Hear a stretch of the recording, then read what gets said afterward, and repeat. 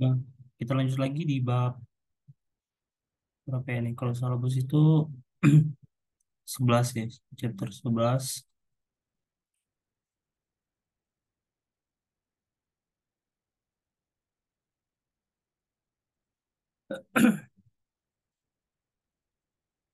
Kita lihat dari teori. Jadi,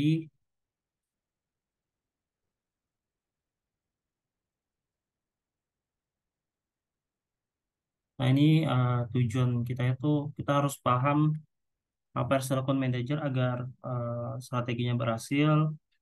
Kita juga harus paham mengapa perekrutan, pelatihan, dan mempertahankan orang itu jadi komponen yang penting dari strategi. Menyadari kalau diperlukan eksekusi strategi yang baik, kemudian mengidentifikasi dan menetapkan struktur organisasi yang mendukung strategi, kemudian memahami pro dan kontra pengambilan keputusan eh, terpusat dan desentralisasi dalam menerapkan strategi yang dipilih.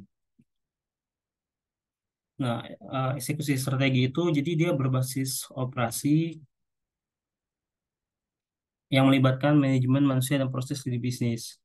Merupakan pekerjaan untuk seluruh tim manajemen, bukan hanya beberapa manajer senior. Kemudian diperlukan waktu bertahun-tahun untuk mengembangkan kemahiran yang diperlukan dibandingkan menerapkan strategi, kemudian membutuhkan komitmen terhadap ya perubahan, tindakan maupun kinerja. Frameworknya, jadi kerangka untuk melaksanakan strategi itu ya pertama dia harus mencakup pengetahuan teknis ya, action, kemudian perilaku spesifik untuk kelancaran operasi pendukung strategi.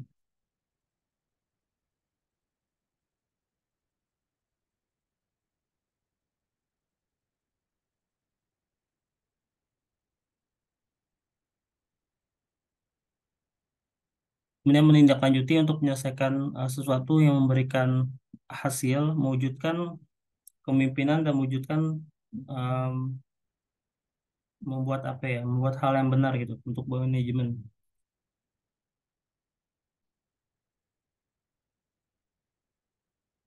Ini 10 agenda untuk eksekusi strategi. Jadi mm, apa ya, membuat strategi pendukung untuk struktur organisasi, alokasi sumber daya, em, ini apa ya, kayak ada kebijakan dan prosedur dan fasilitas untuk mengeksekusi strategi. Kemudian ada mengadopsi bisnis, proses bisnis, memasang apa ya, bukan memasang sih. Intinya dia menggunakan informasi dan sistem operasi untuk mensupport strategi. Kemudian ada ya macam-macam lah sampai nanti ada staf organisasi dengan orang yang tepat ya untuk nanti dia bisa langsung mengeksekusi strategi.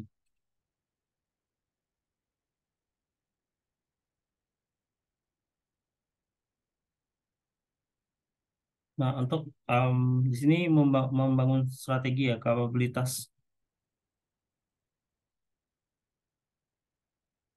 membangun strategi yang apa ya, yang mampu itu ada tiga tindakan utama. Yang pertama, staffing organization itu jadi dia memasukkan ya dia punya tim yang kuat, tim manajemen yang kuat, kemudian dia juga punya tenaga kerja yang istilahnya tuh merekrut mereka-mereka yang benar-benar berbakat. Kemudian dari sisi acquiring, developing dan strength, uh, key resource and capabilities. Jadi memang ini mereka harus punya sekumpulan sumber daya dan kapabilitas ya, yang cocok dengan strategi mereka. Kemudian mereka juga bisa mengupdate kapabilitas dan sumber dayanya sebagai apa kondisi eksternal. Kalau misalkan nanti ada perubahan strategi, kemudian ada training dan eh, apa yang mempertahankan orang-orang di perusahaan gitu, yang mereka tuh bisa mempunyai knowledge base gitu, punya pengetahuan dasar dan juga kemampuan dan kapabilitas dasar. Yang ketiga adalah structuring the organization and work effort. Jadi em, mereka tadi ya mengatur fasilitas yang cocok untuk mengeksekusi strategi, mendirikan atau reporting itu istilahnya tuh hubungan ya, hubungan yang line of authority reporting melaporkan hubungan gitu ya. Kemudian deciding memutuskan bagaimana decision making itu oleh author yang berwenang ya maksudnya untuk bisa didelegasikan. Oh,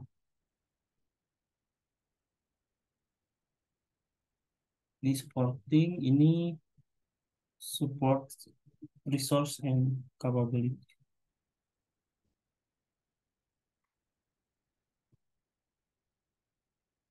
Nah, program pembelajaran ya bisa melalui pelatihan formal, terus ada jalur untuk kemitraan, program khusus untuk yang misalkan dia punya high performance, ada juga sponsor, bukan mentoring.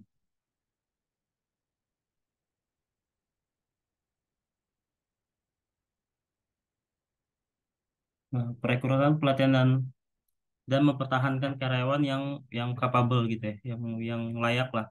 Nah, di sini dia menyaring dan mengevaluasi pelamar secara intensif untuk memastikan memilih mereka yang paling cocok dan paling sesuai lah gitu. Kemudian memberikan pelatihan ya sepanjang karir karyawan, menawarkan tugas yang menantang, menarik dan memperluas keterampilan. Adanya rotasi, jadi terus ada lingkungan yang menarik, dan lingkungan perusahaan yang menarik. Kemudian mendorong karyawan untuk mengusulkan cara-cara kreatif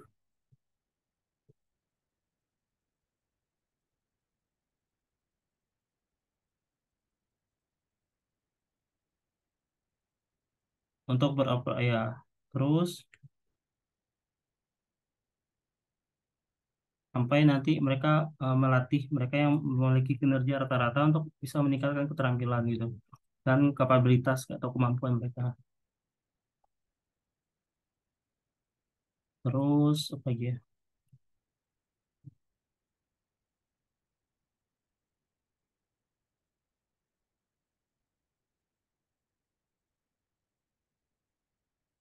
Ini untuk mengembangkan sumber daya dan kapabilitas organisasi itu bisa melalui pendekatan untuk membangun dan penguatan kemampuan, pengembangan kapabilitas organisasi secara internal, memperoleh kemampuan dari merger akuisisi, kemudian akses terhadap melalui kemitraan atau kolaboratif.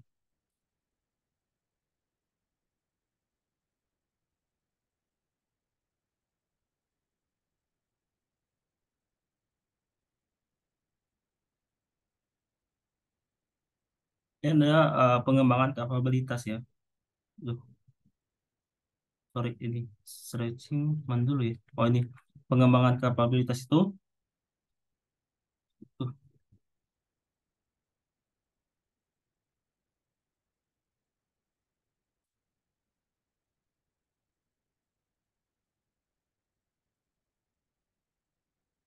tuh tindakan manajer untuk mengembangkan kompetensi dengan cara memperkuat basis keterampilan pengetahuan, mengkoordinasikan dan mengintegrasikan upaya kelompok kerja dan departemen.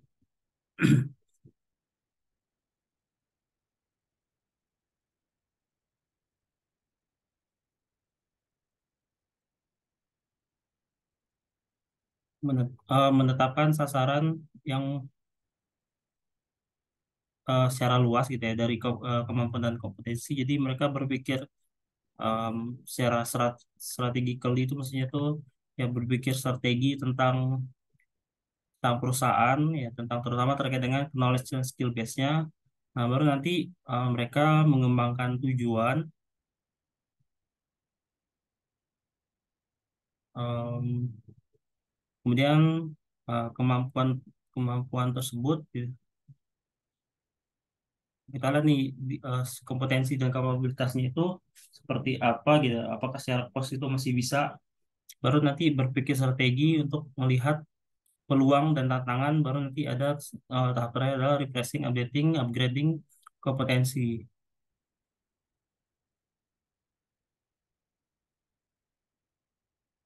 Nah ini untuk akuisisi dengan merger ya. Jadi pertanyaannya itu biasanya terkait ketika peluang pasar berlalu lebih cepat daripada kemampuan yang dibutuhkan, kemudian ketika kondisi industri, teknologi, atau pesaing bergerak begitu cepat, maka waktunya itu sangat penting. Kemudian pengetahuan diam-diam dan rutinitas yang kompleks.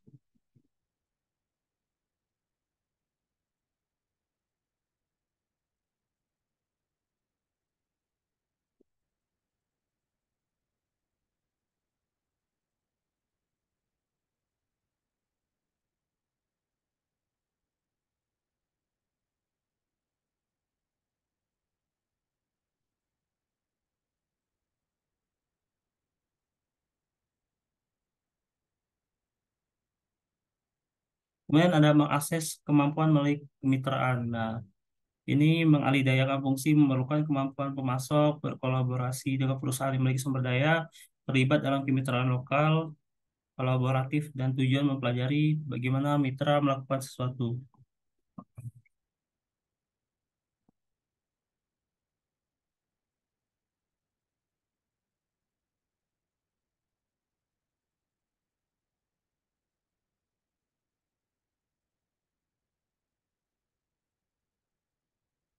Terus, nah ya, nah peran strategis dalam pelatihan karyawan itu, yang pertama dia melaksanakan strategi yang memerlukan keterampilan, kemampuan kompetitif, dan metode pengoperasian yang berbeda. Kemudian upaya organisasi membangun kompetensi berbasis keterampilan, memberikan pengetahuan teknis kepada karyawan. Ketika teknologi berubah dengan cepat sehingga membuat perusahaan berada dalam eh, bahaya kehilangan kemampuan untuk bersaing. Kemampuan eksekutif.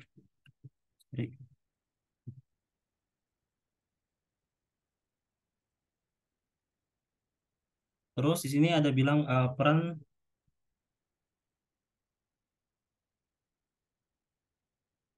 naik. Nah, kemampuan eksekusi strategi dan keunggulan kompetitif itu dikatakan unggul ya ketika sulit untuk ditiru, merupakan proses yang rumit secara sosial dan membutuhkan waktu yang lama. Memaksimalkan sumber daya organisasi dan kemampuan kompetitif, menurunkan biaya dan memungkinkan perusahaan memberikan nilai lebih kepada pelanggan, um, memungkinkan perusahaan untuk bereaksi lebih cepat terhadap perubahan pasar, mengalahkan pesaing, dan memasarkan produk dan layanan baru.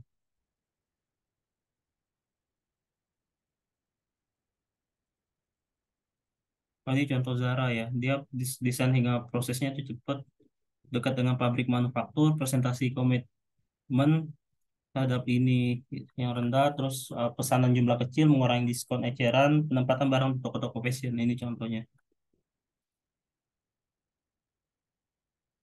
Terus mencocokkan ya struktur organisasi terhadap strategi. Jadi kita pastikan kalau struktur mengikuti strategi dengan catatan yang pertama memutuskan aktivitas nilai rantai mana yang akan dilakukan secara internal, mana yang akan dialihdayakan. Jadi kita tahu dulu mana yang misalkan kita harus outsource atau kita harus keep ya sebagai internal gitu. Kemudian menyelaraskan struktur organisasi perusahaan dengan strateginya, menentukan seberapa besar wewenang, kemudian memfasilitasi kolaborasi dengan mitra eksternal.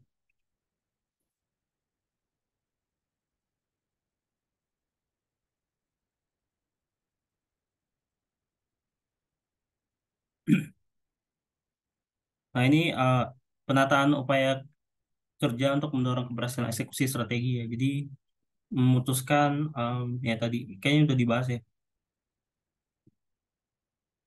memutuskan yang mana sih value change nanti yang bisa kita pakai gitu. Mau outsource atau nanti internal, terus dia harus align jadi sejalan ya dengan strategi strukturnya, memutuskan seberapa banyak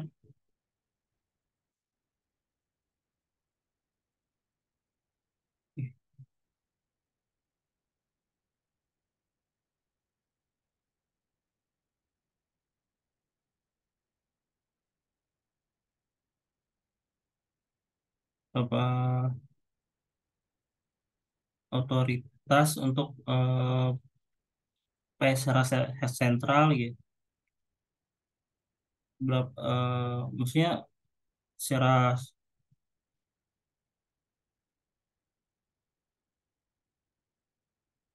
perusahaan tuh perlu mereka mendelegasikan ke tingkat bawah atau mereka tetap ke sentralisasi gitu. Kemudian menyediakan cross unit koordinasi dan terakhir adalah ada fasilitas.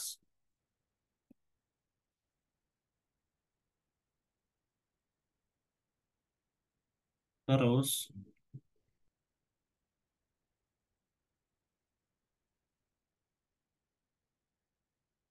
nah untuk memutuskan value chain masih yang akan kita pakai gitu. Apakah nanti di bagian mana sih yang kita perlu, misalkan tadi kan ada pemasaran, ada value chain kan ada operasi, ada manufaktur, terus ya R&D. Nah, dari value chain tersebut mana yang mau kita masukkan sebagai internal atau yang perlu kita outsourcing. Nah, di sini dilihat kalau misalkan eh, manfaat dari outsourcing tersebut ya, yang pertama membantu mengungguli pesaing dalam aktivitas yang kritis terhadap strategi untuk mengubah kompetensi menjadi kompetensi yang khas, mengurangi birokrasi, meratakan struktur, mempercepat pengambilan keputusan, menambah kemampuan perusahaan dan memberikan kontribusi yang lebih baik.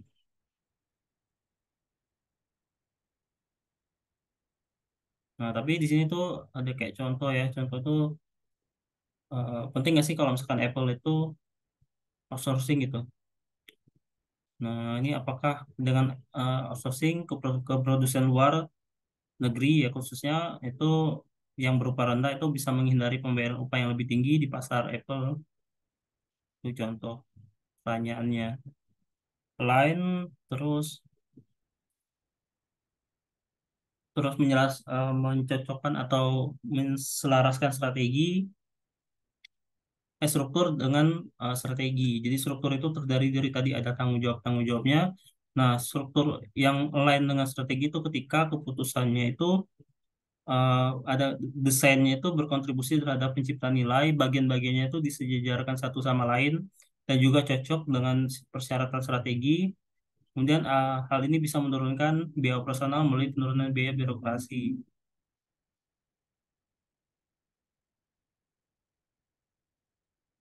Terus untuk mencocokkan jenis jenis struktur strategi ya pertama ada garis sederhana ya line and staff, terus ada departemen, divisi dan kombinasi. Divisi itu maksudnya komposit, komposit atau kombinasi. Ini strategi untuk mengeksekusinya syaratnya eh, memilih strategi, kapabilitas dan kompetensi, kemudian ada pengendalian mau terpusat atau dia terdesentralisasi nanti. Nah, untuk menentukan berapa banyak sih wewenang yang harus didelegasikan ya. Kita lihat nih eh, pendekatannya itu terpusat. Kalau terpusat itu desentralisasi decision making itu jadi wewenang itu dipegang oleh top management. Kemudian kalau desentralisasi jadi wewenang itu didelegasikan kepada manajer dan karyawan tingkat bawah. Kemudian prinsip dasar sentralisasi ya versus desentralisasi yang pertama kalau sentral itu keputusan mengenai sebagian besar permasalahan penting harus berada di tangan manajer manajer atas. Kalau ini ya kalau di yang kanan ini berada di orang-orang yang memang cocok atau pas dengan situasi gitu. Ada lower level personal itu bahwa personal tingkat bawah itu tidak memiliki pengetahuan, ya waktu atau keinginan untuk mengolah tugas. Nah, di sini desentralisasi itu mereka memiliki otoritas mengambil keputusan harus dilihat untuk harus dilatih untuk melakukan penilaian yang lebih baik. Kemudian ada kontrol dari atas yang merupakan cara efektif untuk mengkoordinasikan. Kemudian ada perusahaan memanfaatkan model intelektual gabungan dari seluruh karyawannya untuk mengungguli perusahaan.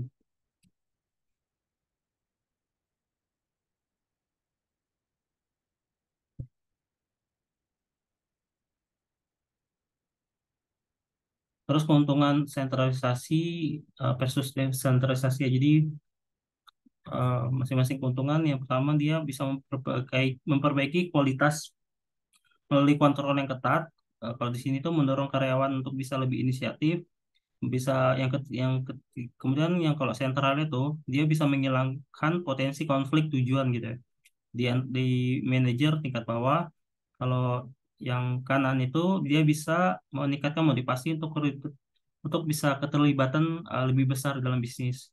Kemudian ketiga, memfasilitasi pengambilan keputusan yang cepat dan kepemimpinan yang kuat kalau dalam situasi krisis.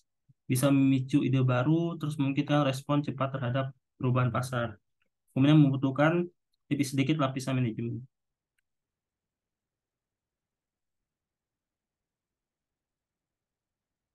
Nah, kalau tadi keuntungan, kalau ini kerugian. Jadi kerugiannya itu kalau misalkan kita terlalu sentralisasi, jadi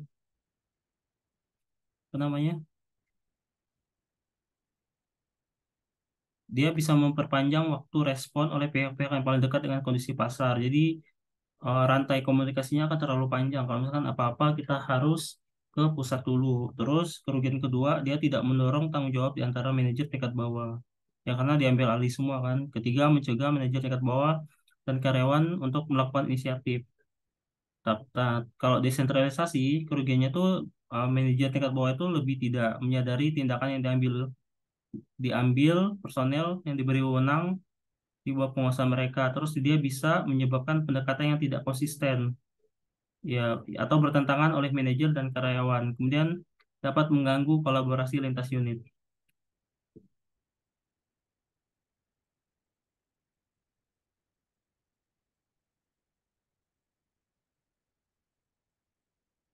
Menangkap apa ya kesesuaian strategi lintas bisnis dalam struktur terdesentralisasi. Jadi untuk mendapatkan kesesuaian yang pas gitu antara lintas bisnis itu melalui kolaborasi lintas bisnis yang erat, kemudian sentralisasi fungsi-fungsi yang terkait dan koordinasi di tingkat perusahaan. Kemudian facilitating collaboration with external partner and strategi.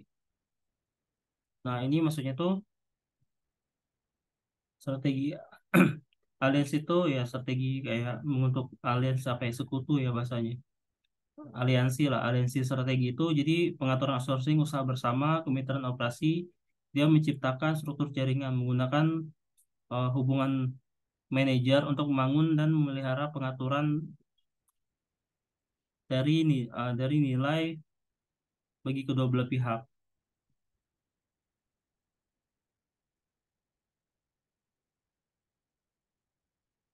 Ini untuk mencocokkan struktur strategi, ya pilih desain terus yang cocok dengan struktur strategi, melengkapi desain dengan mekanisme yang lebih tepat, membangun jaringan kolaboratif dan pengaturan komunikasi. Nah, oke sekian video kali ini. Nanti kita akan lanjut ke silabus 12 ya. Masih ada 4 video lagi. 5 nih.